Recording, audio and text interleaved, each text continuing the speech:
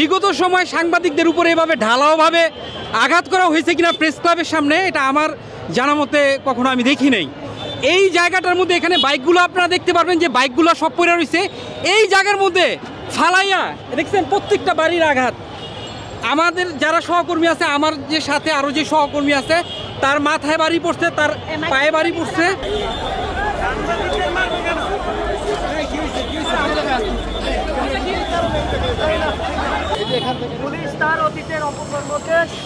Multimedia journalist July বিপ্লবে যে অবদান রেখেছে, পুলিশের মুখোশ উন্মোচন করেছে, সেই মুখোশ উন্মোচনের এই আজকের এই হামলার মধ্য দিয়ে তারা প্রমাণ করেছে যে পুলিশ কতটা নৃশংস ছিল। সেই আওয়ামীবাদী ফ্যাসিবাদী পুলিশ এখনও বর্তমানে অতি উৎসাহিত, অতিরঞ্জিত পুলিশ এখনও পুলিশ ডিপার্টমেন্টে রয়েছে।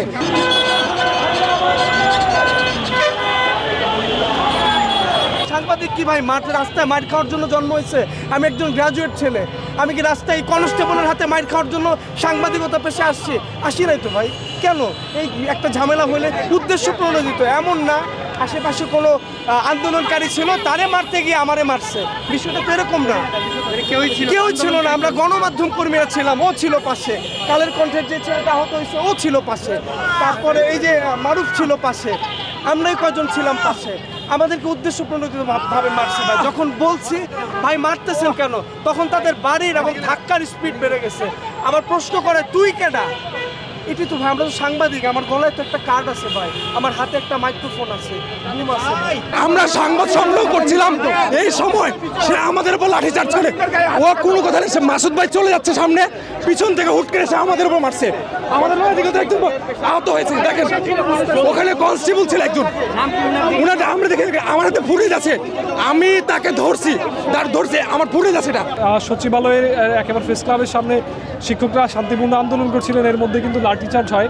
আমরা গণমাধ্যম কর্মী যারা ছিলাম তারা এখানে সংবাদ কভারেজের সময় পুলিশ লাঠিচার্জ করে, আমার হাতেও কয়েকটা বাড়ি লেগেছে এবং হাতে পায়ে আঘাত পেয়েছি, এখানে পড়ে গিয়েছিলাম আমি। এরপরে আসলে ভাই এখানে বসে আছি আর কি।